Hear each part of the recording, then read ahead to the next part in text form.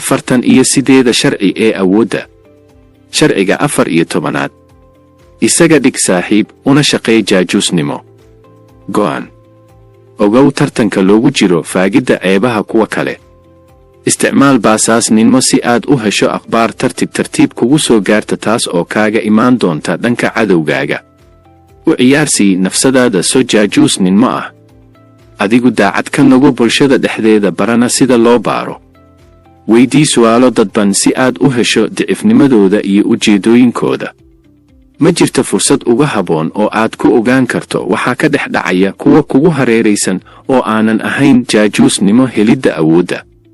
Faafitaanka awood saamayn leh waxay u baahan tahay in ay marto wadooyin khatar badan. Lifaaqidda dhanka jaajuusnimadu waa xal khatarahaas oo dhan u babac dhigi karta helitaanka caqabadaha awoodeena. Waxaan u mari karnaa jaajuusnimo. Jaajuus waa matalaad been ah si loo gaaro ujeeddada la leeyahay. Haddii beentaa fashilantana waxaa fashilmi doona ujeeddooyinka oo dhan.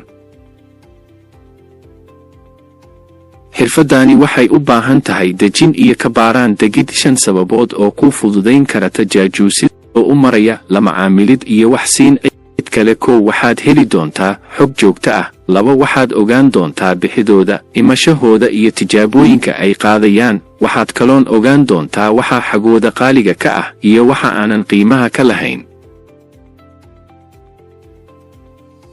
3 waxaad u muuqan doontaa mid xog ogaal u ah dhammaan waxa ay qabanayaan ka hor qabashadooda. 4 aqoontaadu waxay ku gaarsiin doontaa meel sare adigoo ku gaari doona ogaanshiyaha. Waxaadna noqon doontaa mid laga go'aan dhurto wax laga sugo. 5 ma jiri doonto cid arki doonta xaqiiqooyinka awooddaada ku saabsan. Haddii aysan wax xaqiiqa arkinna kulama dagaali doonaan khataraha jaajuus la shaqo geliyo. 1 waxa aad u yar la socodka iyo maamulidda cidda aad shaqada u dhiibatay. 2 dabcan waxay kashifi karaan basaasnimadaada iyo ujeedooyinkaaga qaaska ah. 3 waxay sirdoon u noqon karaan cadowga ka soo horjeeda. 6 talo oo ah xeeladaha jaajuuska. 1 u matal saaxiib si aad u hesho xogaha ka daahsoon. Talyaabadani waxay shaki bixin doontaa tuhumo adiga kugu soo wajahnaa. 2 baro meel marinta ujeedooyinkaaga. La sheekayso u dhoola cadee kana hadal hadallo muhiim ah oo aad wax ku ogaan karto adigoo si dadban wax u su'aalaya. 3 baro sida dadka looga dhigo kuwo iyaga iska hadla. U bilow hadalka ah iska hadlida adigoo isticmaalaya been run la moodo si ay kuugu sirbaxaan una noqdaan kuwo iska hadla. Ka ilaali aamusida. Sidoo kale ha faraxsanaado mararka qaarna ka xaanji si uu u faano oo aad xog uga hesho. 4 qaban qaabi isdhexgal adigoo aruurinaya inta aad xiisayso ogaanshahooda. Isku keenidu waxay ka dhigi doontaa mid ay u haystaan saaxiib isbaray, sidaas ayayna kugu aamin doonaan. 5 walaaq qas dareenka dadka ka soo horjeeda dhexdooda ka abuur ficilo isdiidan kadibna dhexdhexaadii ku celceli wadadan iskana jir in lagu ogaadana. 6 haddii ay kugu qabtaan fal kulid ah sii qirasho qaldan. Waxaa inta badan dhacda in lagu tuhmo adigoo fal gacanta kula jira ama fuliyey si ay u daboolanto runta la ogaaday. Samee qiraal qaldan. Khataraha tooska jaajuusnimada. 1 laga yaabee in ay bilaabaan shaki goortii aad la sheekaysanso oo aad ku noqnoqoto meelo aysan rabin ka hadalkooda.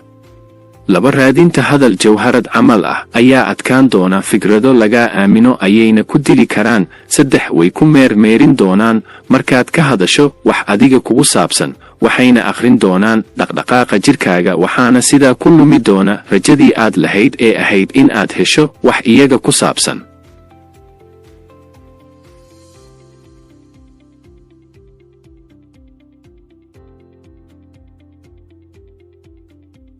fartan iyo 8 sharci ee awoodda. Sharciga 15 ka taqallus cadowgaaga gebi ahaanba. Go'aan.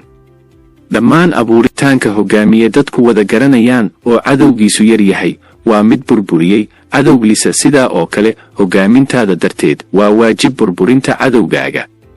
Mararka qaar waxay baran doonaan dicifnimadaada ama awooddaada. Haddii mid ka mid ah xulufadaada uu kaa goosto dhib malahan ha dhihin. Haddii kale baad faraha la geli doontaa fasax oo weerar si loo ogaado awooddaada. Sidoo kale u burburi si qarsoon. Joojinta badan ee cadowgaaga waa luminta awooddaada. Haddii uu kula si joogo waxa uu baran doonaa weeraradaada iyo sida aad cadowgaaga u isticmaasho uuna ka taqallusi doonaa. Baabi awooddiisa shacab iyo midda aaminadiisa. haddii aad ciidankiisa kaliya burburiso waa uu soo kaban doonaa, waxa uuna raadin doonaa argoosi. burburi isaga mahan keliya jirkiisa, laakiinse ka burburi niyadiisa, niyad jab ku rid isaga. helidda awoodda, u halgamidda awooddaada waxaa ka dhalan doona tartan, waxaana abuurmi doona cadow. kuwaas oo aanan kaa yaraysan, ka guulgaaridooduna ay adag tahay, waxa ay ku xasuusin doonaan in ay kaa awood badan yihiin. kuwa aad ka guulaysan kartid ayay kaaga dhigi doonaan kuwo awood leh, si baqdin lagugu abuuro, waxayna kugu ridi doonaan xanuun bilow u ah guuldaradaada. mana doonayaan waxaanan ahayn baaba'aaga. haddii aad la halganto iyaga waa in aad la saaxiibtaa qaar ka mid ah, waayo cadowgaaga oo badan way ku burburin doonaan. u muuji naxariis, doon dib u heshiisiin, soo jeedi go'aamo wanaagsan oo la qaadan karo, xitaa haddii aysan dani adiga kugu jirin. sidoo kale qaado go'aamadooda. laakiin haddii aad noqoto mid keligii go'aan gaara, waxay ka niyad jabi doonaan heshiiskaaga, tartiib ayay kaaga siiban doonaan, maalin maalmaha ka mid ahna way kaa aarsan doonaan. laga yaabee in ay kula sii ahaadaan heshiis aanan qalbiga jirin. haddaba habka aad iskaga difaaci kartid waa in aad barataa cadowgaaga, sidoo kale iska dheeree naxariista aadan dan ku qabin. burburi cadowgaaga siday kuu burburinayaan. ku dadaal namadaynta cadowgaaga goortaad daclif tahay. sharcigan muhiimadiisa waxaa ina tusay Mao Tse-tung 1934. waxa uu ahaa hogaamiye ciidan, waxa uuna haystay 75 oo asakar ah. waxa uu ku sugnaa galbeedka China, waxa uuna ka soo baxsaday nin la yiraahdo Chiang Kai-shek, kaasi oo ka ciidan badan kana dhaqaalo badnaa, waxayna ku magacaabi jireen ninkii awoodda. Chiang waxa uu niyad jabiyey oo tirtiray ciidankii Mao. sannado kadib Mao Tse-tung waxa uu soo haray 10,000 oo ciidan ah. muddo markii guddoomin lagu hayay ayaa waxaa la soo gaaray goortii Japan ay soo weerartay China, sanadkaasna uu ahaa 1937. kadib Chiang Kai-shek waxa uu aruursaday ciidankiisii oo dhan isagoon wakhti siin cadowgii dhawacnaa. muddo yar dabadeed waxa uu ku jabay dagaalkii uu Japan la galay, isagoo dhaawacan ayuu ku soo rogaal celiyey, waxa uuna u geystay jab aan la mid ahayn kii uu horay ugu geystay. waxa uuna ka saaray jasiiradii uu ka talin jiray ee Taiwan, sidaasna kama fasixine waxa uu ku guulaystay in uu gumaysto Chiang kana dhigto ay oo kale. muhiimadda qisadan ayaa ah in aadan fasixin qof aad dhaawac 4 waddo oo aad uga takhalusi karto cadowgaaga u geystay. kow, ha ka wawelin cadowgaaga. qalbiga walwala waxa uu nugul yahay guuldarrada, waxaana ku filan cabsigelin oo keliya. tusi cadowgaaga kalsoonida aad ku qabto awooddaada. ka sheeg been abuur awooddaada oo sheego awood aadan lahayn. tusi dhoola tus markaad baqdo. ka ilaali goosgoos hadalkaaga. qaado go'aamo kalsooni ku dheehan tahay. ugu dambayn, cidda kaa awood badan ka dhigo saaxiib. 2, ilaali nixidda iyo cabsida kugu abuurmi doonta goortaad rabto dib u heshiin cadowgaaga aad lagasho. ku degdegida heshiis aan la falaqayn iyo cabsida laga qaado saamaynta heshiis dhaca waxa uu keeni karaa daciifnimo iyo in la ogaado cabsida kugu kaliftay gelidda hawshan. haddaba ka taxadar yaxyaxa kugu abuuran markaad gelayso heshiis. hadda ka dhowrso muhiimadda aad u galayso. adigu samee warcelin iyo dhaliilo aad doonayso in aad heshiiska wax uga badasho. 3, cadow aad dhaawacday ha fasixin. jabka ugu weyn ee guuldarro ku keeni kara waa markaad fasaxdo cadow dhaawacan, waayo waxa uu raadin doonaa argoosi. sii xaal marin ama ka takhalus gebi ahaanba. 4, adkee hadalkaaga, sidoo kale yeelo ujeedo ku aadan cadowgaaga. ogow, shakhsiga isbadbeddelka badani waa midka ugu sahlan ee sirtiisa la ogaan karo. yeelo hal mowqif oo aad ka baaraan degtay, laakiinse habad beddelin ujeedkaaga, xitaa haddii ay duruufi kugu kalifto in aad hadal ama ficil qaldan ku dhaqaaqdo. markaad istiraa waad bogsatay, ka bax adigoon lagu dareemin. muhiimadda sharcigaani mahan in la dilo dadka ee waa sifooyin ku aadan cidda nafsadaada cadowga ku ah.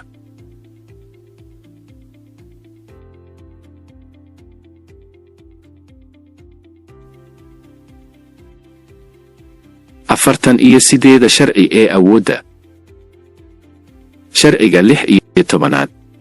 isticmaal maqnaanshiyo si ay u kororto xurmadaada iyo sharaftaada. go'aan. noqnoqoshada faraha badani waxay keentaa qilmo dhac fara badan. muuqaalkaaga iyo maqalkaaga oo bata waxay horseedaan in caadi ka dhex noqoto bulshada dhexdeeda. bilowgaagii haddii aad aas-aastay koox ku xiisa ka badbadashad kooxdan, waxay joojin doonaan ka hadidaadii, xitaa waxay noqon doonaan kuwa ka khushuuca la joogidaada. laakiinse ogow, haddii aad bilowdo shaqo, waxaad u baahan tahay joogtayn iyo indho ku hayn kuwa kale ah, waayo haddii maqnaanshiyahaagu noqdo mid wakhti hore bilowda waxaa laga yaabaa in lagu ilaawo. balse qofka loo haayo dareen jacayl ku dheehan yahay haddii muuqaalkiisu bato waxa uu yeelan doonaa daldalool dhaawici doona xiisaha lagu qabo isaga. laakiinse ku daritaanka maqnaanshiyo gaaban oo isbad wata waxa uu sii noqon doonaa mid leh xiiso iyo farxad. haddaba abuur qiimo yaraanshiyo ah. helidda awoodda. shay kasta oo dunida yaala waxa uu ku xiran yahay maqnaanshiyo iyo joogtayn. haddaba qofka caaqilka ah waxa uu sawirtaa awooddaada iyo soo jiidashadaada. waxaad marka koowaad iftiimin doontaa hareerahaaga, balse waxaad gaari doontaa xilli saamayntaadu daciifi doonto, taas oo damin doonta iftiinkaagii, waxaanan sabab u noqon doona muuqaaga oo bata. sidoo kale dhandhanka noloshu leedahay waxaa naaqusiya aragtida iyo maqalka badan. sidaa darteed noqonoshada oo bata waxay u dhigantaa qiimahaaga oo hoos u dhaca, waxaadna noqon doontaa mid la caadiyaystay. dhib ha u arkin isbeddellada kala duwan ee dhan kasta kaa soo mari kara, khaasatan isbeddellada xunxun. ha samaynin ficilo dheeraad ah adigoon ogaan waxaad falayso. 10 waddo oo sahasha xiisaha lagu qabo. 1. raadi dareenka lagu qabo inta aadan wax beddelin. fahanka halqadaani waxay ku dareensiinaysaa in aadan wakhti ku lumin wax aadan hubin. tusaale, haddii aad aragto qof aad saaxiibo tihiin, waxa uu noqon karaa 3 mid: in aad adigu xiisayso, in uu isku ku xiisayo, iyo in labadiinaba xiiso jiro ama uusan jirin. kala ogaanshiyaha hawshaan waxay ku xiran tahay falgalka aad la samayso iska iyada. 2. iftiimi hareerahaaga. inta aadan wax beddelin horta isbar dadka, noqo mid xiiso leh lana jeclaan karo. muuji firfircooni, dareenka dadka soo jildo. ha lagugu barto ka muuqasho nadiif ah. la imow maalin kasta weji faraxsan. 3. iska aali joogtaynta hal arrin oo aad isku si u qabato ama isku si u fuliso. iska ilaalinta hadallo soo noqnoqda waxay xiiso u yeeli doontaa sidii laguu fahmi lahaa, waxaadna noqon doontaa mid la xiseeyo. tusaale, haddii aad shukaanse ku jirto oo aad badiso u imaatanka qofkaad shukaansanayso, waxaad noqon doontaa mid laga xiiso dhacay. sidaa darteed bilow kula hadlidda telefoonka una gooygooy si aad xiliso u yeelato. 4. muuqaalkaaga iyo maqalkaaga oo bata waa qiimahaaga oo hoos u dhaca. ka fogow cilladaha lagugu nici karo sida baahidaada oo muuqata, calaacalka doqonnimada ah, fursad la'aanta aad ku hayso isaga iyada, tanaasulidda badan. sidoo kale jooji muujinta badan ee dareenkaaga, iska ilaali kabadbadashada oo dhan. 5. baro nafsadaada iyo baahiyaheeda inta aadan noqon mid laga xiiso dhacay. waxaa jira baahiyo laga maarmi karo iyo kuwa aan laga maarmi karin. sidaa darteed isfahan, adigu u fiirso miisaaniyadaada, iska mid dhig qof iska adag kuna nool boqortooyo awood leh, xitaa haddii aad tahay mid biihi qaba. 6. ku abuur baahi qofka kale inta aad la joogto. ha kuu baahdo mar kasta haddii aad ka weji dadbatay iyo haddii aad la joogtaba, si aad u abuurto baahi laguu qabo. noqo mid markuu joogo sameeya ficilo wanaagsan. marnaba ha ka xanaajin maqnaanshiyo iyo joogid intaba. 7. ha isticmaalin awood markaad ogaato tixgelintooda. way ku buran doonaan waxayna kaala laaban doonaan kalsoonida. ogow, xiisaha laguu sheegayo waa kalsooni iyo isfahan. ilaali quluubta ku danaysa, haddii kale waad waayi doontaa cid ku danaysa. 8. samee wax lagu xasuusto goor kasta oo dhanka wanaaga ah. ha lagu yidhaahdo hebel waxa uu ku wanaagsanaa sidaa iyo sidaa, waxa uu ahaa kartiile, farxaan ah, ama waxaas buu ka tegay. falaqayntan waxay kaa dhigi doontaa mid lagu hadal qabsado goortii wanaag la sheegaba. 9. danee inta lagu danaynayo. danta qofkan wadda markay adigana ku waddo waxaa sahal noqon doona abuuritaanka nolol cusub. haddii aad ka weji dadbato waad u xiisi doontaa mar kasta, waana laguu xiisi doonaa. balse haddii aadan danayn waad fashilmi doontaa, waxaadna noqon doontaa mid ku suntan keligii la daneeye. 10. la imow sarakac mar kasta. dabeecadaad oo sii wanaagsanaata ama awooddaada oo isbeddel wanaagsani ku yimida waxay u dhigantaa adigoo maalin kasta noqda qof cusub oo aad loo xiiseeyo, ha noqonin mid jooga oo maqan. Horumari noloshaada adigoo isticmaalaya isbedbeddel wakhti la socdo.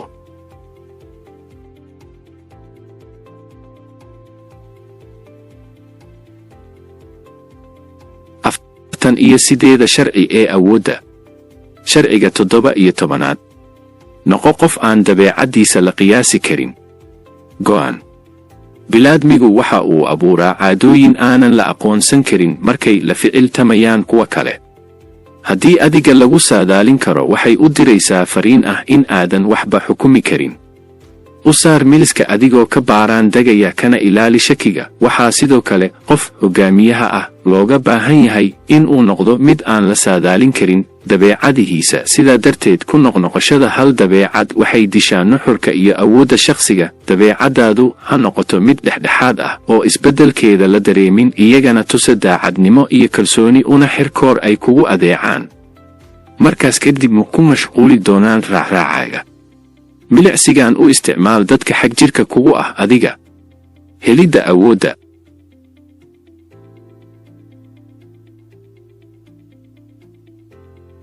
wax aad ka cabsato ama aad ka murgooto oo badani ma jiraan haddii aad tahay mid isbadbadalka dhaqankaasa joogteeya. Haddii aad tahay mid shaqadiisa ka labalabeeya hadna jecel si hogaaminta waxaad daris la noqon doontaa cadow badan. Labalabayntaasna waxay kugu sabi doontaa in la fahmo sirtaada iyo dabeecadahaaga. Hoos u dhac yar oo ku yimaada shaqada aad hayso ayaa keeni karta barashada wejigaaga dhabta ah.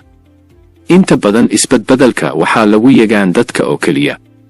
xayawaanada waa kuwo la fahmo dabeecadaha ay leeyihiinna ma iska beddelaan, waana sababta aan u ugaarsanno una dilno. keliya waxaan ku kala gedisannahay ayaa ah fahanka iyo caqliga ina siliyey isbadbeddelka dhanka dabeecadda. muuqaalka xayawaanka aadka u weyn waxa uu wax ku ugaartaa hal dabeecad, kadibna waan barannaa. sidaa ayaan uga takhallusnaa inagoo dabin u dhigayna. in aan fahano qofka awoodda leh waa mid dad ahaan noogooni ah, waana qayb ka mid ah cabsida. waayo khirashada awood in lagu dheer yahay waxay ka dhigan tahay in aad baqday. hadba cidda aad isleedahay waxay kugu noqon karaan cadow. ka warwareeg ilaa inta aad awood kugu ka helayso kuwa aad qulubtooda aad degtay. haddii ay kuu suurto gasho awooddaas ku samee shaqo joojin, weliba bilaa digniin. ilaalinta in lagu fahmo mahan mid ku kooban difaac dhanka kuwa xagjiriinta kugu ah, balse waa dano joogto ah oo maalinba wacaadiradeeda wadata, waxayna ku fadhidaa qiimo aan la saadaalin karin. sida siyaasiga cod ku raadsada qaylo iyo hidda kicin been ah, markuu ujeedadiisa gaarana sii furfura xeeladhiisa isbadbeddelka ahaa. waxaa daraasado lagu ogaaday qofka isbadbeddelka dabeeca dhisa aanan la fahmin in uu magac iyo maamuus dhaxlo, markastana awooddiisu way sii ballaarataa. 5 waddo waad ku ilaalin karto dheelitirka inta kaa soo horjeeda. 1 u muugo mid aanan lahayn xeelado u gaar ah. tani waa dabin loo banaynayo kuwa aanan isxisaabin si ay ugu soo dhacaan ama ugu wareeraan wejiyadaada iyo qorshe hawshaada. 2 ka baxso oo ka fogow waddooyinkii hore. waa sida adigoo iska jiraya isticmaalka nuqulo hore cid kale oo aad cobi garayso, kama aad ku dayato cid kale. dadka kale wax ka baro, balse ha samayn waxay sameeyeen. 3 isbeddelka dabeecadaada horumari kana dhig mid aad u culus oo waddadadeedii adag tahay sida loo mari lahaa. 4 si degdeg ah waxqabadkaagu ha uga dhex muuqdo kuwa kugu hareeraysan, adigoo feejignaan sare ka haysta kuwa caqabadda kugu ah. 5 la dheel ciyaar aad uga saari karto adigoon digniin siin, iyagoon feejinaan qaban ka dil hamigooda, yoolkoodana ku dhamee khasaaro iyo fashil. 2 sifo oo saadaalintaadu ku noqon karto sidii aad artay. 1 isku aadi muraarayad qiiq lagu shiday oo aad ku ooyin karto ficilo aadan doonayn in la rakana aad ku samayn karto. 2 mar kasta la imow dhacdooyin naadir ah markaad la kulmayso cidda kaa soo horjeeda. la imaatinka dhacdo hore waxa uu darsi doonaa dhaqanlaaga iyo ujeeddooyinkaaga. beddelida naqshadaha markaad dhigaada la kulmayso waxay u diri doontaa fariin ah waa mid aanan la saadaalin karin ee ka fogow. digniin sharcigan ka digtoonow isticmaalkiisa ilaa inta aad uga baahato wax u dhigma.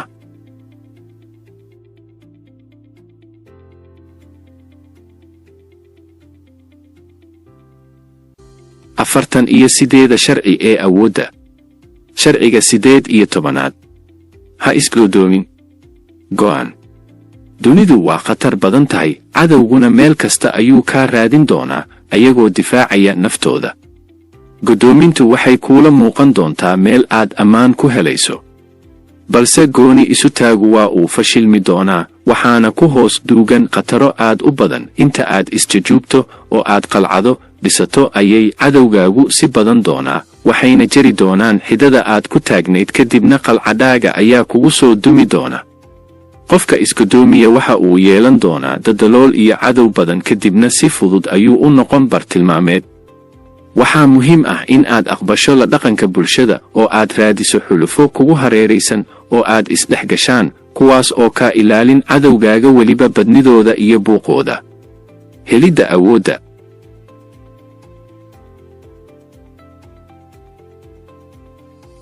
machiavelli waxa uu ahaa mid leh ciidan iyo dhul aad u ballaaran, waxaana geesaha ka xigay kuwo kale oo awooddoodu aysan badnayn. waxaa muddo kadib la isku afgartay in la isku yimaado, kadibna dhaqaalaha la isdhaafsado. machiavelli waxa uu goostay in uu yidhaahdo, waxaan rabaa 50% canshuuraha ka soo xarooda. arrintaas kuwa kale way u cuntami weyday, kadibna waxaa la geliyey godoomin, waxaana laga jaray isku socodka dhaqaalaha, waxaana ku timid isxulufaysi ka awood batay. sidaas ayaana looga tuuray booskii uu haystay. markaad tahay mid awood leh, waxaa awooddaada shaqa gelin kara xulufadaada, balse haddii aadan lahayn wax xulufo ah, awood kasta oo aad dunida ku leedahay waxay ku dumi doonaan wakhti aad u yar. shaqada ugu weyn ee markii cadow ku soo hujuumo la raadiyo waxaa low ka ah xulufada ama cid garab ku siisa si aad isku difaacdo. badashada cadowgaaga waxaa sabab u noqda isgodoominta iyo markaad dhisato qalcado aad u waaweyn kadibna tidhaahdo dhibane gala ii wada boqdo, waxay raadin doonaan meelaha aadka jilicsan tahay, kadibna way kaa danqin doonaan ilaa ay noqoto meel burburkaaga sababta. awoodda aan soo sheegnay mahan xoog weyni iyo hanti badani ee waa caqliga ina tusa inagana leexiya khataraha yaryar yee nolosheenna wax yeeleeya. khatarta ugu badan waxay timaad markaad u goodido iyaga, kadibna waxay xirtaan caqligooda iyo xeeladahooda, waxayna wada gaaraan in aad adigu khatar ku tahay. sidaas darteedna saaritaankaagu muhiim ayahay in yar, kadibna waxay kuula dhaqmi doonaan qaab saaxiibnimo aanan jirin, waxayna raadin doonaan sirahaaga iyo meelaha aad daciifka ka tahay. hadba iyaga dhexdooda isku godoomi oo ku kala abuur shaki si ay si ku aruuriyaan, adiguna raadso xulufo kugu garab ah. 5 khatarood oo uu keeno isgodoominta. 1 waxaad waayi doontaa cid kasta oo ku xirnayd awooddaada. 2 waxaad waayi doontaa akhbaar kasta oo ku soo gaari jirtay. 3 waxaad waayi doontaa saamigaaga. 4 aqoonta iyo xorriyadda ayaad ka gooyin doontaa naftaada. 5 waad dabar goli doontaa. samee xeeladahan si aadan u godoomin. 1 ka ilaali naftaada cabsida. 2 dib ha uga guran cadowgaaga ama xulufadaada. 3 horo u socodka noloshaada, ha joojin. 5 u samee naftaada xulufooyin badan. 6 u raac meeshay u bataan xulufadaadu. 7 haddii ay awooddaadu badan tahay, xulufadaada ha iska weynayn. 8 noqo mid raadiya waxa dhacaya iyo isbeddellada nolosha oo dhan. 9 yaree cadowgaaga. 10 keligiis quute cune ha noqon.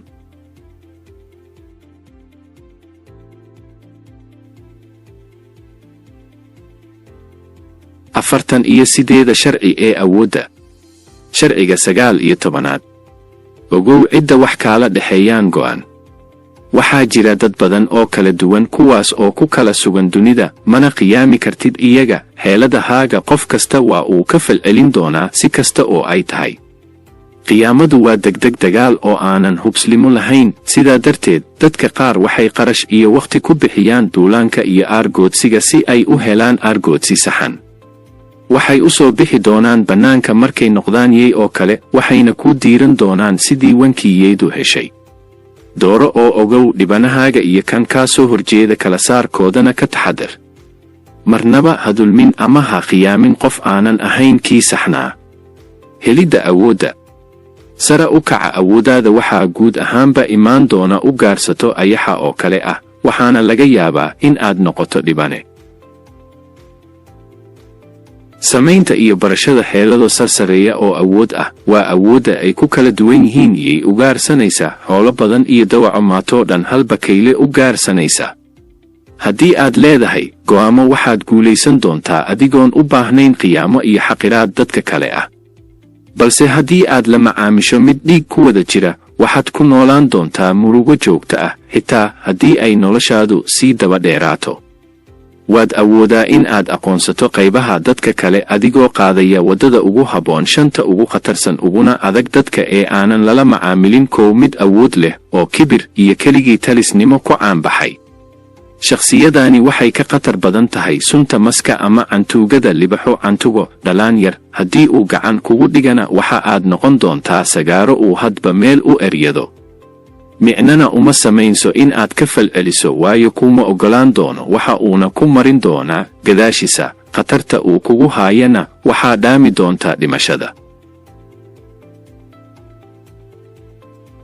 sidaa darteed iska ilaali shakhsiyadan sunteedu badan tahay hana la macaamilin si kasta oo uu kuu cadaadiyo ama uu kuu baqdin geliyo ka dooro dhimasho iyo halgan. laba shakhsiyadda rajo la'aanta iyo hubantida lahayn taban ah shakhsiyadaani waxay ka ag dhowdahay midka koowaad laakiinse waa ka yara khatar yar tahay. waa shakhsiyad dareenkeedu yahay ma lagu soo weeraray xitaa haddii uu tuhmo qalbigiisuna silyo in la qiyaamay waxa uu ku dhaqaaqi doonaa wax lid kugu ah xitaa laga yaabee in uu ku kariyo ama uu ku qaniino bilaa hubanti waxa uuna kuu geysan doonaa jab aadan weligaa ka soo kabsano.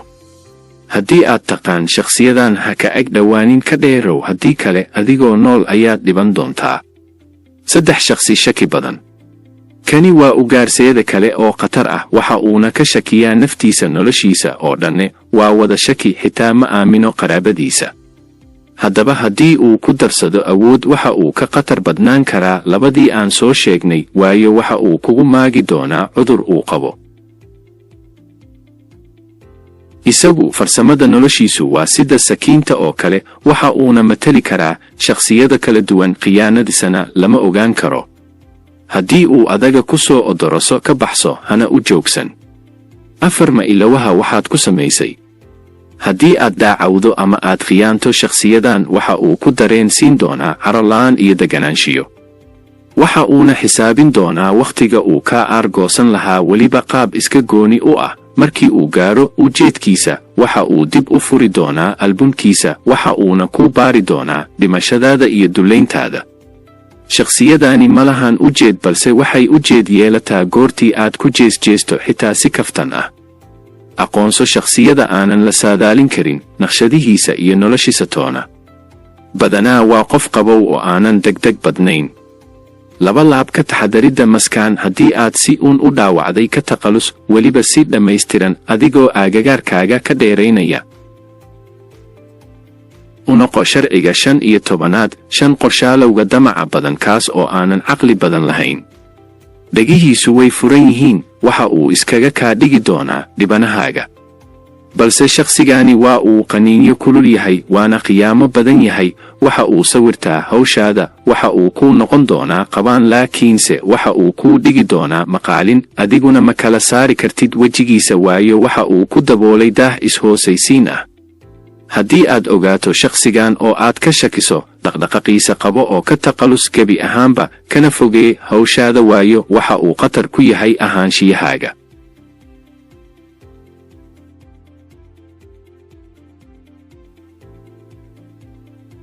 48 sharci ee awoodda. sharciga 20aad. si toos ah qofna waxa ugu dhimin. go'aan. waa doqonnimo in aad mar kasta ku daddegto ficillo aanan munaasab ahayn. cidna si toos ah ha ugu hor imaan dhan kastooy ahaato hana hoosaysiin naftaada. adigoo joogtaynaya xorriyadaada waxaad noqon kartaa hagooda master ciyaarsli iyaga iskuna jabi adigoo qaab kale u maamulaya kana dhig kuwo qodidado kaa soo jirsada helidda awood. maadaama awoodu ay lu xiran tahay aragtida waxaa kugu waajib ah in aad barato xeelado kaa dhigaya mid muuqaal sare leh. ka joogidda saamayn toos ah waa marxalad awoodaada siyaadin doonta. haddii aad saamayso adigoon weji ka weji ugu hor imaan waxaa saldhigan doona awooddaada. xajinta xanaaqaaga waxay sii diri doontaa fariin in lagu xushmeeyo ah. qofka aanan toos wax u abaarin waxa uu leeyahay jeebo badan oo uu ku xaliyo dhibkii soo gaaray, waxaana qofkaas u sii kordhi doona sumcadda iyo aaminaadiisa.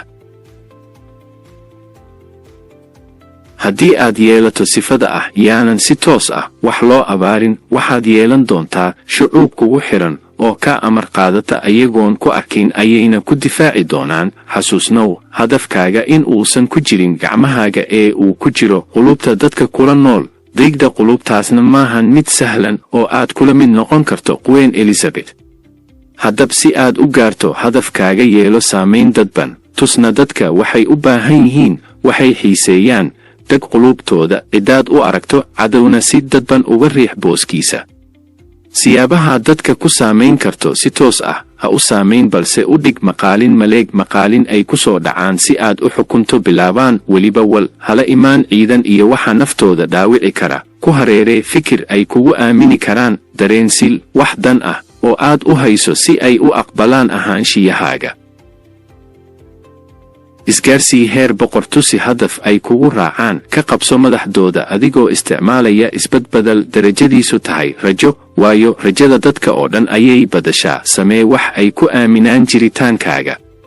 ku hareeree kalsooni iyo kasbasho dhammaystiran, unaga hogaamiye ay dareemaan. ha jajuubin, ha ku xadgudbin, ku samee isdhexgal aad u ballaaran. u diyaari kala dambayn ay ku aqoonsadaan waxqabadkaaga, ka gidoon wax kastoo ay kuu keenaan. isla wakhtigaa laga yaabee in aadan diyaar u ahayn, balse ka gidoon hadyadaha iyagana u fuli waxay codsanayaan. su'aal oo xog ogaal u noqo waxa dhexdooda ka socda. feejignow markaad noqto mid saamayn leh, waxaa jira cadow iyo kuwo baahi darteed kugu waxyeelayn kara. sidaa darteed ka taxadar si kastooyo tahay.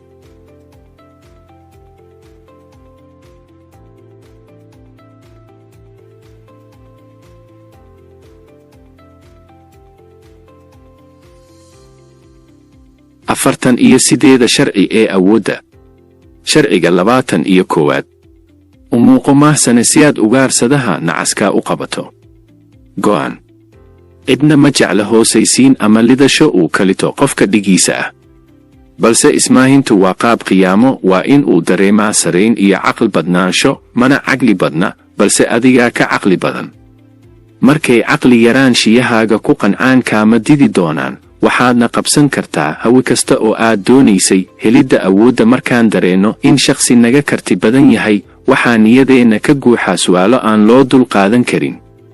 badnaana waxaan raadinaa waddooyin aan isaga kula tartano, balse ogow waxaa laga yaabaa in uu isagu haysto wax uu soo akhriyey soona xifdiyey. laakiinse haddii aad adigu leedahay fahan iyo aqoon aanan xifdin ku jirin, adiga ayaa ka darajo sareeya.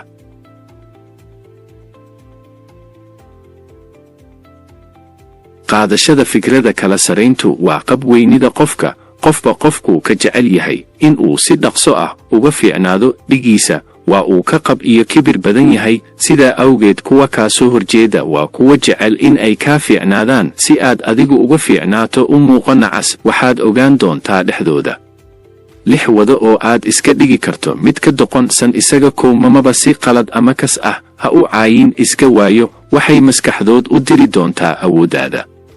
2 u dir fariin iyaga in ay kaa caqli badan yihiin sida adigoo ismaahiya ka hooseeya. 3 ku qanci iyaga in aad tahay liijaantooda si aad u gaarto ujeedooyinkaaga. 4 yaysan dareemin caqligaaga inta aad ka fushanayso dantaada, ayagana ka dhig hubka ay kugula dagaalami lahaayeen, oo ah dareenka laga dido. waayo dareenka dadku waa mid aad u dhow oo si dhaqso ah ku kica. 5 isdaashici fikrado qaldna oo ku saabsan xaqiiqdaada. waayo haddii aad isku muujido doqon, waxay kugu yeeri doonaan doqon. 6 dadku waxay wax ku xukmiyaan aragga, sidaas darteed badal muuqaalkaaga oo u muugo qabaan isyaga u shaqeeya, markasna waxay hoos u dhogi doonaan feejignaantooda.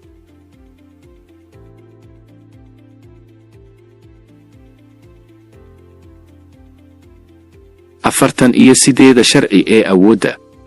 sharciga 22 isticmaal xeelad isdhiibid ah. go'an markaad diclif tahay uma dagaalami kartid awood iyo sharaftoona, haddaba isbeddel iyo isdhiibid xeeladaysan isticmaal. la heshiinta cidda kaa awoodda roon waxay ku siin doontaa wakhti aad ku dhisto awooddaada kuna sugto daciifnimadiisa. waxaadna ogaan doontaa xanaaqa iyo ciqaabta uu dadka kale marsiliyo. Manba hasin waqti uu isaga ka difaaco ama uu kugu soo weeraro slaad ugu dildo arrinkaa sida degdeg ah iskugu dhiib. hadba muujintii aad muujiday daciifnimada awgeed waa uu kaa tala bixi doonaa, adiguna urugaanso burburinta iyo qabsashada awooddiisa. helidda awoodda goorta oo ay jirtay boqortooyooyinkii qadiimiga ahayd ee China goorta oo King Gujian ahaa boqorka Yue waxa uuna dagaal kula jiray deegaan kale ee la yiraahdo Wustate oo uu ka talin jiray Fujio. weerar culus ay isku qaadeen Gujian waxa uu ogaaday in ciidankiisu qabsan karin oo iskala qabsan rabo maadaama laga ciidan badan yahay. kadib waxa uu la tashaday la taliyihiisa qaaska ah waxaana loo soo jeedshay in uu isdhiibo oo raadiyo fursad uu ku dabar jari karo ciidanka aadka u badan ee uu wato Fujio. la talin kadib waxa uu isku dhiibay Fujio iskoo ka codsaday in keligii la ciqaabo oo lagu ciqaabo in uu ka dhex shaqeeyo boqortooyada Wu. arrintaa waxaa soo dhaweeyay boqorkii ka talinayay Wuste.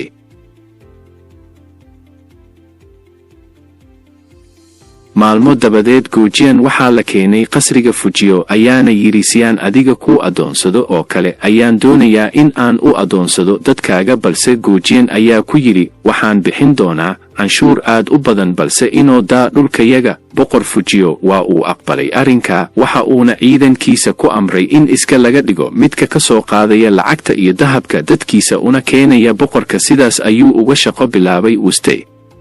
balse Gujian waxa uu raadin jiray meelaha uu daciifka ka yahay waxa uuna dil u geystay dhammaan la taliyaashii boqorka waxa uuna gudbin jiray xeeladaha iyo dhaqanka ciidanka Fujio ay lahaayeen.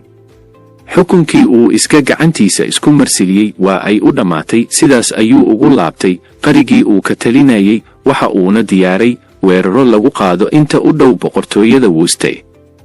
istaba joog dagaalo ah kadib waxa uu si toos ah u weeraray uu iyo boqorkii hastay. si cajiib ahna waa uu uga takhalusay dhammaan magacii Wuste.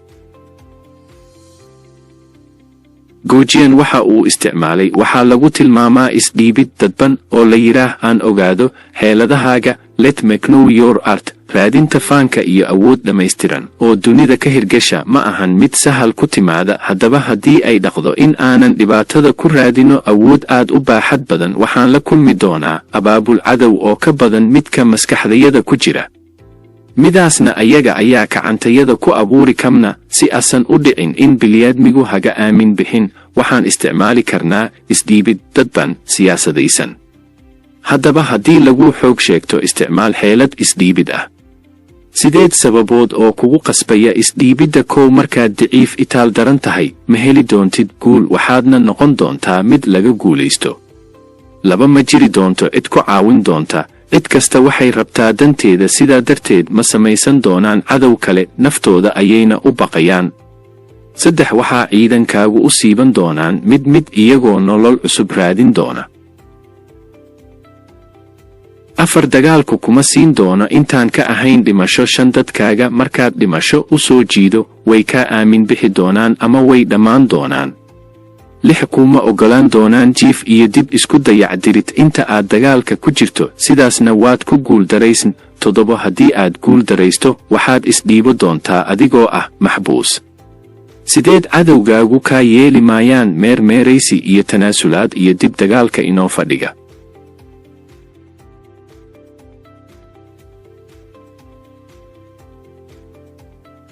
afartan iyo sideeda sharci ee awoodda. sharciga 23. xoogga saar ciidankaaga. go'an ilaali ciidankaaga iyo tamartaada adigoo ka ilaalinaya dheelitirka xooggooda.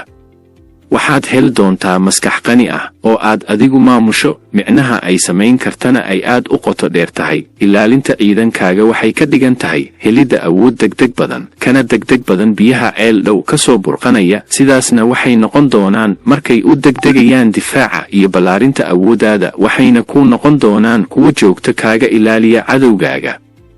markaan ka hadlayno xaqiiqada awoodda iyo kor u qaadida nabadgelyadaada waxaa hormuud u ah ciidankaaga. haddaba juhudiga ugu badan ku bixi raadinta furha garabka kugu siin lahaa furashada saca caanaha badan midkaa oo aad ka maal lahayd caano aad abidkaa ku naalooto. helidda awoodda dunidu waa meel tartan iyo boob ka jiro midkaa oo ka dhex dhaca inta dunida saaran, waxayna ku kala boobaan awooddooda iyo xirfadaha ay u leeyihiin boobka. Inta badan boobku waxa uu ka dhex dhacaa dadka oo ah boqorka dunida, waxayna u kala baxaan markay wax kala boobayaan waddamo, siyaasiin, kooxo, qoysas, xitaa kuwa ganacsiga leh sida warshadaha waxay ku jiraan boobka. Midba inta uu dheer yahay midka kale ayuu ugu xoog sheegtaa. haddaba xalka ugu dhow ee aad tartanka ku geli karto ayaa ah in aad xoogga saarto awooddii aad kula tartami lahayd inta kula midka ah. inta xoogga la saarana waxaa ugu fiican inta kuu shaqaysa ama ciidanka kuu shaqeeya. sidaan ogsoonahay, dunidu waa mid isku dhac badan oo ma jirto heshiis cayman oo ka dhexeeyay dadka dunida ku wada nool. si ay uga badbaadaan in la xukumo ayay dhisteen ciidan muuqda oo difaaca dhulkooda iyo naftooda. sidaa oo kale kuwa ganacsiga ku jira waxay ku tilmaameen ilaaliya hantideena, waayo waxay ka baqayaan in diclifnimo ka muuqato oo uu mid damac badani soo hawaysto hantidooda ama isla iyaga ayaa kala ilaashada hantidooda. 3 kugu qasbaysa xoogsaarka cidda kuu shaqaysa. 1 keligaa awood ma yeelan kartid. awooddaada waxaa ku hareeraysan awoodo ka itaalroon, marka waxaad u baahan tahay maskax kaa caawisa iska caabinta cadowgaaga. 2 howlhaaga ayay kala furfuraan. inta adiga kuu shaqaysa waxay kala furfuraan howlhaaga iyagoo suuq geeya awooddaada adigoon far dhaqaajin. 3 waxay sugaan jiritaankaaga, way ku ilaaliyaan in ka badan naftooda. ciidanku waa mid ka hortaga dhibaatada kugu soo wajahan inta ay nool yihiin. way ku difaaci doonaan 2 khatar oo ay kuu keenaan xoogsaarka ciidanka kuu shaqeeya. 1 waxay kugu soo jeedinayaan cadowka xoog badan. markay maglaan dhisashada awood xooggan, waxay isku dayi doonaan joojinta abaabulka awooddaada, waxaana ku mutaysan doontaa dagaal. 2 waxaad xiran doontaa koorka tartanka inta aadan dhammaystiran awooddaada. adigoo ah il iftiin u muuqdo ayay kaa hor istaagi doonaan in aad wada aragto iftiinka oo dhan, waxayna isku dayi doonaan in ay wakhti hore kaa saaraan tartanka oo dhan.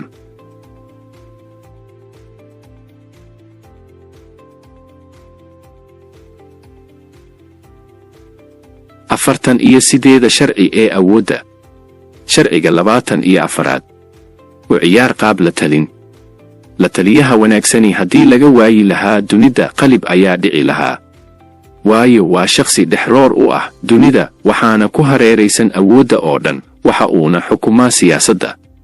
isagu waa hogaamiye, master, xeelad dadban, wax kastuu gooyo waa la qaataa, hadalkiisa ugu dambeeyana wax soo saar buu leeyahay. waxa uu leeyahay awood laamino karo kana saraysa kuwa kale. waa qof aanan la saadaalin karin oo hadal gaaban mararka qaarna wejiga badasha.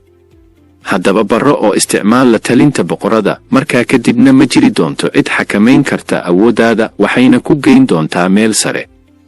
waayo la taliyahu waxa uu dimidaabyo u dhigi karaa boqorkiisa isagoon xoog alidan isticmaalin. sharciyada la talinta iyo siyaasadda qaab u dhaqanka la taliyaha. 1 ka fogow faanka. in aad miyir u yeelato ficilada isla weyninku ku jiro waxay kaa dheerayn doontaa la qabsi la'aanta dadka kale. in badan oo aad ka hadasho xumaantaada si aad u cabsi geliso cadowgaaga, waxaa kaa fogaan doona inta ku hoos timaada. faalada lagaaga faaloodo xumaantaada waxay dhimi doontaa kalsoonida lagu qabo. 2 mar kasta u muuqo qof qabow. marnaba ha u muuqan qof shaqo badan. sidaa darteed xirfadaadu waa in ay u muuqataa mid dabiici ah oo aanan degdeg iyo iska keentoona aysan ku jirin. noocaas markaad muuqato waxaa dhaqangalaya oo fududaan hawshaada iyagoo arkaya mid la falgaya noloshooda weliba siday rabaan. noqoshada qof degan waxaa lumi doona qaladaadka aad gasho. 3 noqo qof afmacaan. laga yaabee in aysan kugu filaan afmacaanidaada, balse xooji xitaa haddii ay kaa lumayaan wax fiican oo agtaada qilmo kale. baro qaabka gadalka looga dhaadhiciyo qaab toos ah, taas oo hagahaaga ka yeeli doonta mid degan. 4 hagaaji waxaad og tahay. muhiimadda ugu muhiimsani waa in aad ku dhaadato waxa aad adigu og tahay, xitaa haddii cadowga boqorkaaga aad ka hayso. qofka kala habeeya waxa uu og yahay waa mid aan cabsi ka qabin faagidda lala rabo, waxa uuna qarin doonaa muuqaalkiisa saxda ah. uu boqorkiisu aamino. 5 badal naqshadaada iyo hadda kaaga markii loo fiiriyo cidda aad la gorgortamayso. aragtida koowaad ee qof ayaa ah mid inta badan wata fariin cusub. aragtidaas waxay keeni kartaa wejiyo kala gedisan. sidaas darteed isbeddel ku samee waxa aad tahay adigoo iska dhigaya mid ka sareeya waxa uu yahay adigoon ku tarax tegayn. 6 marnaba ha qaadin wararka xunxun.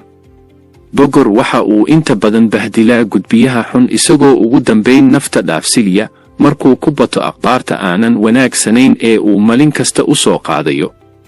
intaad war xun u keeni lahayd ka maago ama been u sheeg adigoo si khiyaamo ah u wargelinaya waxaad aragtid. marnaba ha noqon mid xambaara hadallada xunxun. 7 marnaba ha ka yeelan saaxiib iyo xiriir qotor dheer hagahaaga. ma doonayo in uu saaxiib ka sheesho hooseeyaashiisa. waxa uu doonayo ayaa ah in ay noqdaan hoos joogayaal oo keliya. adiga ka ilaali wax kugu ekaysliinaya. saaxiibtaas ayaa daawo u noqon doonta naftaada iyo isaga shaqadiisa. 8 si toos ah marnaba ha u dhaleecayn. dhaleecayntu waa khatar. inta badanna kuma degdegaan kuwa caqiga u saaxiibka. haddaba ka maago dhaleecaynta haddii ay lagama maarmaan noqoto. sii la talin adigoo wax dhaleecayn ah soo hadal qaaday. 9 sidagaan wax u weydii hagaaga.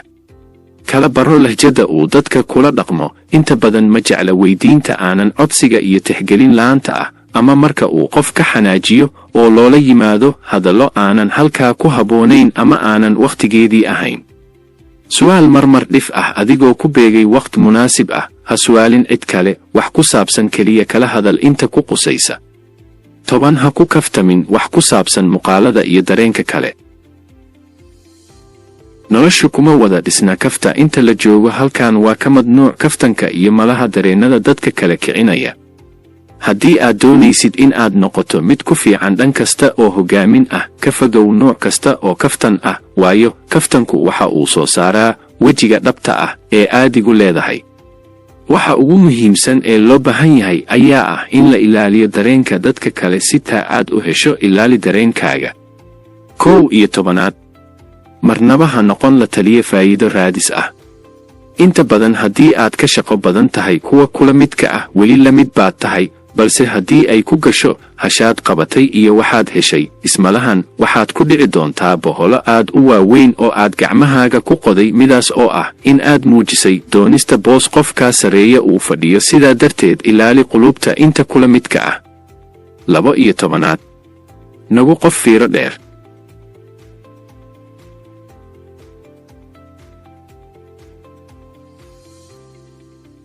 is-horkeenidda muuqaalo kale isku mid ah oo maalin kasta ku qabsado waa astaanta koowaad oo kaa saari doonta booska aad doonaysid. qaabka ay u arkaan dadka kale ayaa ah mid aad adigu ku suntan tahay. sidaas darteed is-arag oo istusi waxa ay dadka kale kugu tilmaamayaan. markaas waxaad noloshaada ka baran doonta wax cusub oo aadan horay u arag.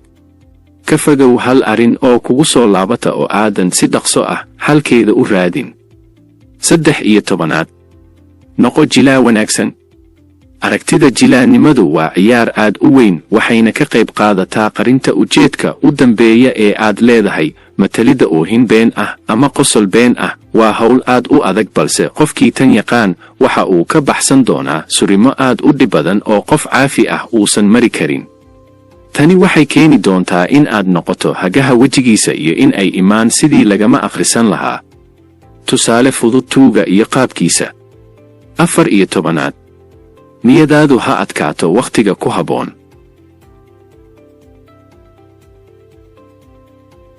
haddii aad tahay mid cabsi badan waxaa lumi doona hawl kasta oo aad lahayd. sidaas darteed ha isdhihin shalay ayaan ku guuldaraystay, maantana waa sidii. balse has beddelkeeda waxaa lahaa rabaa in aad adkayso qalbigaaga oo uu aan noqon mid cabsidu hore ka cabsada. xitaa haddii uu wakhtiga ku qaacido waayo, u muugo mid fikiraya ama iska faraxsan oo waxaa laga doonayo iska maahinaya. markaas waxaad noqon mid aanan la fahmin kana gudba xarigga naftiisi u qooshay. 15 nagu qof faraxsan. faraxad asal ah. faraxad waxay lumisaa cadowgaaga, waxay lumisaa waxaa qalbigaaga ka guuxaya, waxay jah wareerisaa xiise sannadaka kugu ah. xitaa haddii aadan weli ahaan faraxsanayn, u muuqo mid u faraxsan qaab dabiici ah.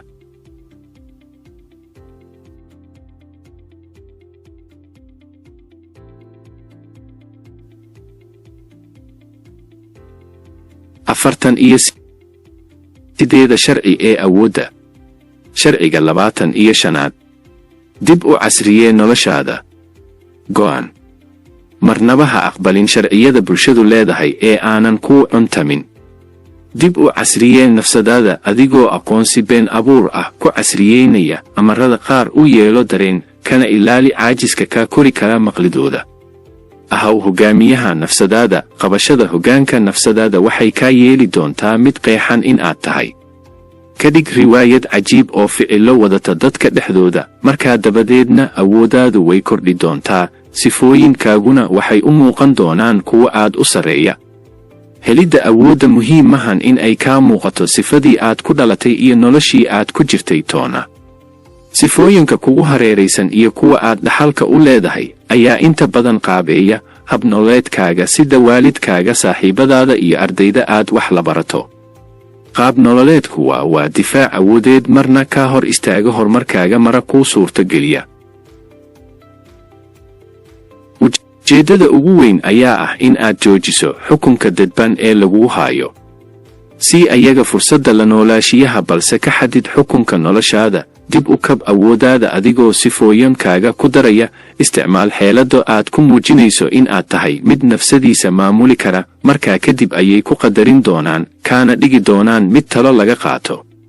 3 hab oo kuu dhammaystiri doona is-casriyeynta. kow, ficiladaada saameyntooda ballaari, adigoo keenaya sifooyin kala gedisan sida layaabka, walaaca, naxariista iyo qadarinta. intaas ha ka muuqto noloshaada. 2, dadka kale dhegayso siyadiga lagu dhegaysto, xitaa haddii aysan kugu socon dhegayso.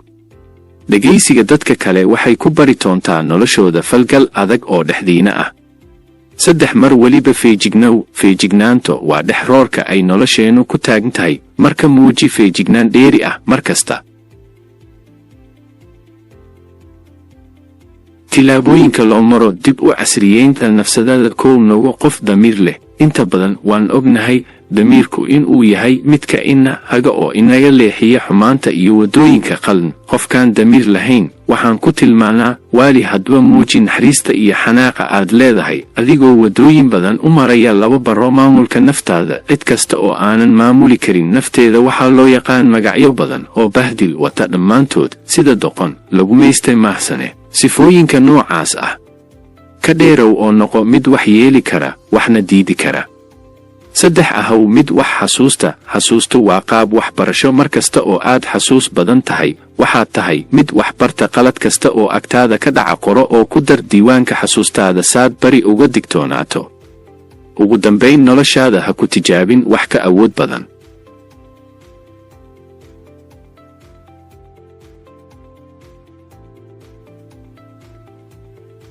48 sharci ee awoodda.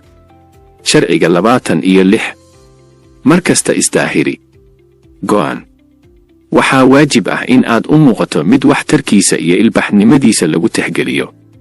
markaas gamcmahaagu kaama wasaqayn doonaan qalalaadka kugu hareeraysan iyo xumaatadooda toona. joogtee in aad ahaato mid nadiifsan adigoo isticmaalaya ciyaarta jeese ka qidadaheeda, adigoo qarinaya qalalaadka yar ee noloshaada.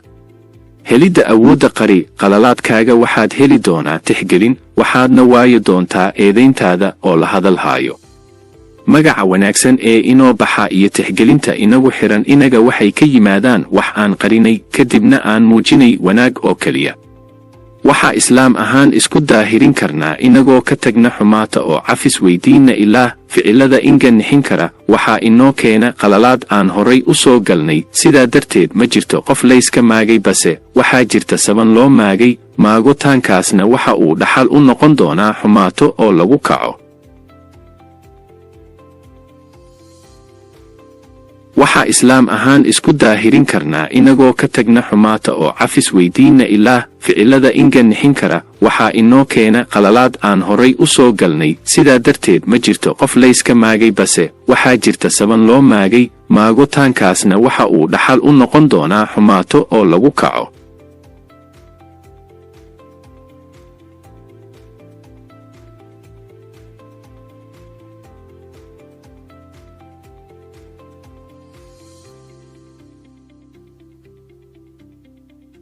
48 sharci ee awoodda.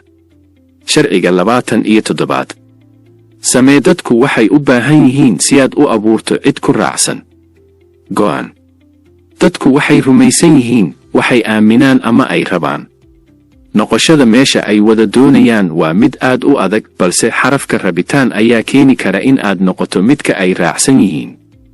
ilaali hadalka ka soo baxaya bushimahaaga, hadalkaaguna ha noqdo mid lagu kalsoonaan kara, adigoo xoogga saaraya dhalinta xamasad rabitaan wadata, adigoo nadiifinaya fikirka ka soo horjeeda. kadibna sii siyaasadaada cusub adigoo u sheegay in ay kugu kalsoonaadaan, kana yeel in ay kalsoonida ay kugu qabaan ay seexdaan ayagoo ku aaminsan. ogow waa in aad barataa waxa ay aaminsan yihiin si aad ula falgasho, waayo waxaa laga yaabaa in ay isdiido waxaad aaminsan tahay iyo waxay aaminsan yihiin, taasina waa cadowga burburin kara awooddaada oo dhan.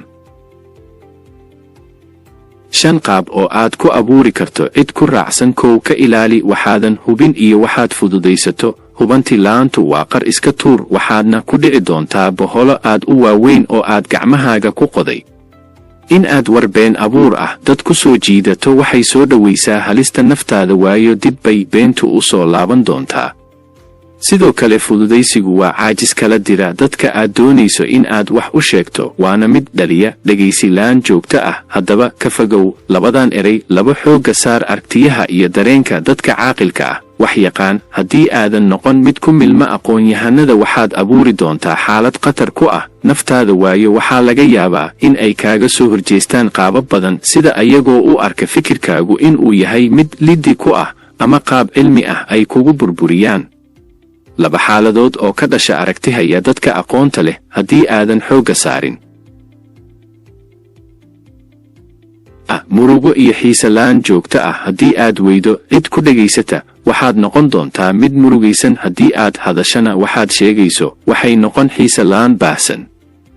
shaki xitaa adiga ayaa fikradaada ka shakinaya haddii aadan helin aqoon-yahano ku caawiya. haddii aad aamintana adigu waxaa shaki gelin doona ayaga ama dadka aad wax u sheegayso.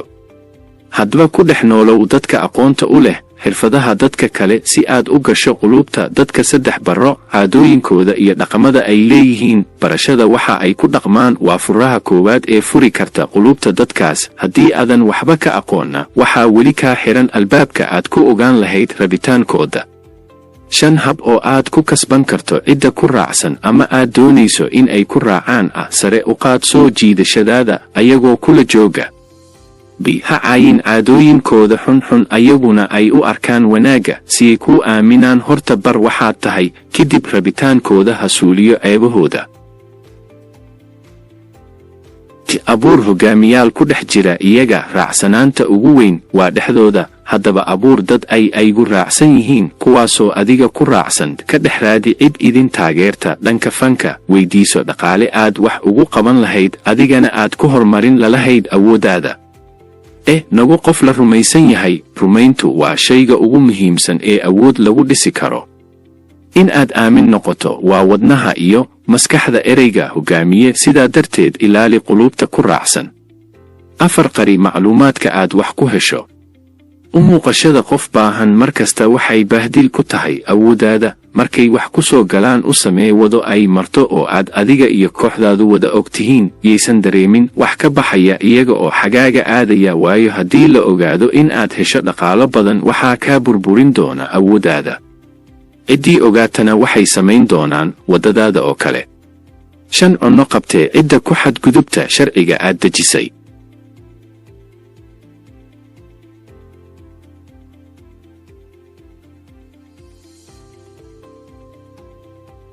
u sheeg dadkaaga in ay yihiin cadow, adiguna tahay saaxiib ayaga la jira. ka dhaadhici in laga saaro meesha bilaa awood. haddii aadan cadow lahayn, muuji in ay jiraan kuwo diidan wanaagga. fig beentu waa xaaraan, sidaa darteed iska ilaali beenta. ciddii been hoggaan ku raadida way jabi doontaa adduun iyo aakhiraba. ku fuli cutubkan wanaaggaaga oo keliya.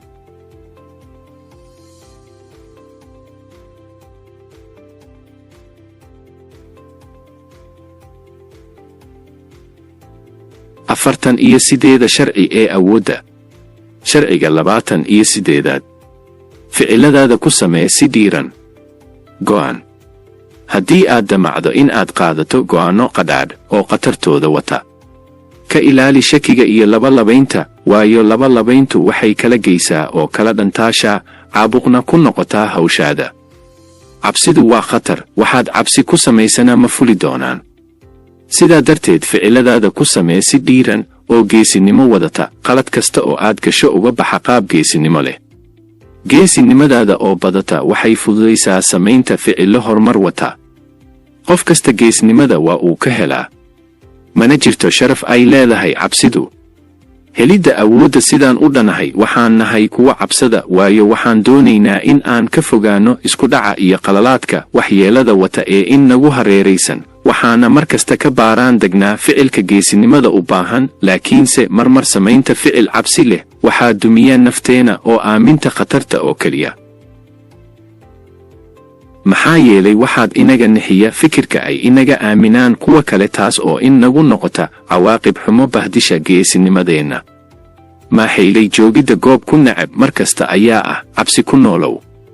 4 qaab oo aad ku muujin karto iskagana dhiidhicin karto geesinimadaada. 1. niyadaada ka dhaadhici fahanka geesinimada. waxa ugu weyn ee aad ku kasban karto geesinimo waa in aad adigu iska dhaadhicidaa adigoo iskula muuqanaya qof geesi ah, xitaa haddii aadan ahayn. 2. mar kasta ku celceli qaadashada go'aan saxan xitaa hadduu yahay khatar. sheekadii ninkii laydh ka sameeyey 3 ka dheerow xumo sheegaha awoodda leh. waxaa jira dad leh awood wax dhaleecayn oo ku nacsiin doona ujeedkaaga ayagoo cabsi ku beeraya jidhkaaga si uu qalbigaagu u qaato guuldarro. sidaa darteed ka dheerow dadka noocaas ah. 4. muuqaagu ha noqdo mid xambaarsan geesinimo. inta badan dadka waxaa wax looga ogaadaa foolkooda iyo muuqa ay bulshada ku dhex yimaadaan, waayo haddii aad la timaado hadal dabacsan, dhar fool xun, waxay kuu qaadan doonaan doqon. sidii maalin kasta lagu dhahayo doqon, waxaad noqon doontaa doqon. 5 faa'iido oo laga dhaxlo geesinimada. 1. xushmad. awoodda la sheegayaba waxaa xurmayn aad inta kula nool aad ka hesho. haddii aad tahay geesi waxaad hanan doontaa xushmad. 2. taariikh. waxaan u wada noolnahay ayaa ah aysan dhiman taariikhdeennu. qofka geesinimo ku gala taariikhdu way xusi doontaa, weliba baalka dahabiga ah ayuu ka galo doonaa, mana dhiman doono, waxaana noolaan doona taariikhdiisa. 3. waxaad u muuqan qof ka awood badan siduu yahay. suurayso adiguba imsa qof oo leeta haddana geesi ah ayaa taqaan. waa wax iska fudud in aad waafahanto. istaagidda maqaam geesinimo leh waxay ku sii waajib doontaa 2 jobs ad maqaam ka sii sareeya halkii aad adigu istaagtay. 4. in lagu aamino waa sahashaa. xitaa adigu ma aamino lahayn qof aan ogahay in uu cabsanayo, waxaana ka door bidi lahaa qofkii lagu tuhmayo, waayo geesinimadu waxay suulisaa kalsooni darada. 5. qalbigaagu waa nastaa nasiino waxtar leh. waxaa ku galo doona qab weyni iyo nasiino ku raacsan naftaada. inta aad begayso ma nasan doontid, balse haddii aysan jirin wax aad ka bagdo waad nasan nasiino raaxa leh.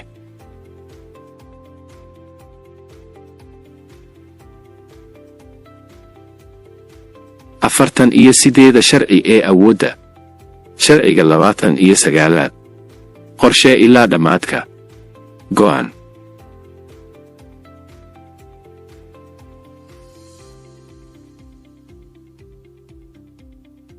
sadaalinta iyo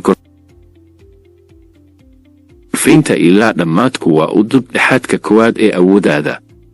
qorshee oo kala dhigdhig adigoo qeexaya ilaa dhammaadka, waayo qorshaha la dejiyo waxa uu dhaliyaa guul iyo tamar wax lagu qabto. waxayuuna kala furfuraa mareegga u qarsoon hawsha. sidoo kale waxa uu ku baraa waddada aad mari lahayd siday u taal.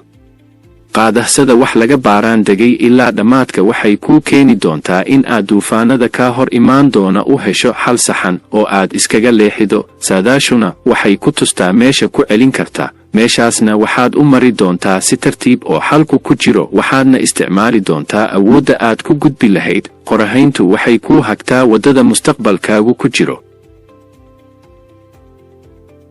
helidda awoodda cilmiga ogaanshiha waxaa iska leh ilaa oo keliya, mana jirto cilmi aan ku ogaan karno waxa inagu dhici kara, balse waxaan leenahay awood lagu magacaabo saadaalintaas oo noqota run ama been. saadaashuna waxay ka dhalataa astaamo ay la kulmeen dadku. sidoo kale saadaashu waxay ku timaadaa markii la falaqeeyo oo la gorfeeyo hawsha la doonayo in ay fusho.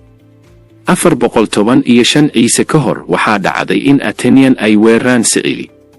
Athenian-ku waxay aaminsanaayeen in ay awooddooda xoogga badan ay ku burburin karaan Sicilian-ku waxay istifaacayeen muddo dhan 6 sano. Dagaalkii dhexmarayna waxaa lagu magacaabaa Peloponnesian War. waxaa jab dhimasho u badan soo gaaray ciidankii Athenian-ku ay wateen maxaa yeelay waxaa u muuqday awo aanan laga baaraan degin muddo kadib ayuu hakaday dagaalkii marka ay u waayeen ciidan u dagaalama. Haddaba jabka ugu weyn ee gaaray Athenian-ka waxa uu ahaa ma aysan sii saadaalin kamana baaraan degin ee horey bay u galeen.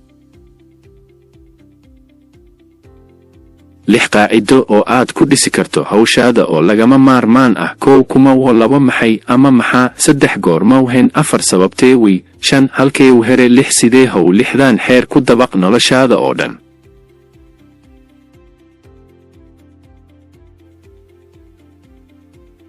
afartan iyo 8 sharci ee awoodda. sharciga 30aad.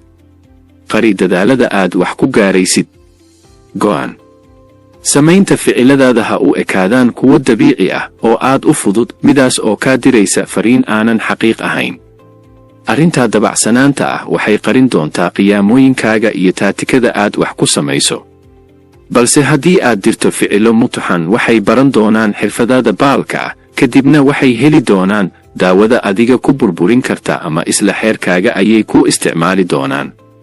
sidaa darteed ka fogow ficilada mutuxan ee laga dhandhansan karo awooddaada qaaska ah. helidda awoodda. sidaan ogsoonahay awoodda saxda ah waxaa iska leh ilaah oo keliya, waayo waxyaabaha uu isku sameeyey ma dareensanin qaabkay ku dhaceen ama lagu sameeyey sida ay xayawaanku u ogaan karin waxa ay qoraxdu tahay, maadaama ay in yar oo iftiin ah inaga soo gaaraan. waxaa qarsoon sir aanan weli ogaan. wax kasta waxay leeyihiin baal qarsoon oo aan la doonayn in dibadda loo soo saaro. qarnigii 16aad dhexdiisa Senno Rikin waxa uu ahaa mid hagaajiye iyo la taliye u ahaa boqortooyadii Hideyoshi Malin ayuu kiin ku miiray shaax uu cabayey, kadibna waxaa isbedeli dhadhanka shaxiisa aadna waa uga helay. muddo kadib waxaa timid dhalashadii boqorka, waxaana loo keenay caka keegu aad ula macaanayn. kidna Senno Rikin ayaa keenay cake liin leh oo ka duwan midka ay boqorka siin jireen. sidaas ayuu unqoday mid la siiyo abaalmarin uusan horay u qaadan oo ahayd in mar kasta uu sameeyo cagga boqortooyada. Senno Rikin waxa uu ku daray keega waa wax dabiici ah oo qof kasta uu ku dari karo, meel kastana laga heli karo, balse waa uu qariyey waxa uu ku daray. sidaas ayuu dadaal la'aan ku noqday mid meel sare lagaarsiliyo. qarintu waxay keentaa guul bilaa juhdi ah. 10 waddo oo miino ah ogaanshiyahoodu. 1 mar kasta samee daraasado maskaxiyan ah, kuna celceli adigoo ilaalinaya daaha gadaale. 2 marnaba ha soo bandhigin inta aad ka soo martay, ha fududaato ama ha adkaato. 3 ha muujin qiyaamooyinka iyo dadaalada aad ku heshay. 4 abuur wax qiyaali ah oo u muuqda run. 5 inta badan muuji in aad tahay mid aanan xiiso weyn u qabin shaygaas adigoo xiisaynay. 6 iska ilaali codsiyada khatar ee kugu dil abuuraya. 7 qorsooni ku dahaar xaqliqda iyo dhadhanka hawshaada. 8 u ciyaar qaab ismaahin ah markaad la baratamayso cadowgaaga. 9 cid kasta hala wadaagin xaqiiqdaada dhabta ah oo ilaasho filooyinkaaga gaarka ah. 10 samayso cid kaa agdhow si aad u fuliso hawshaada.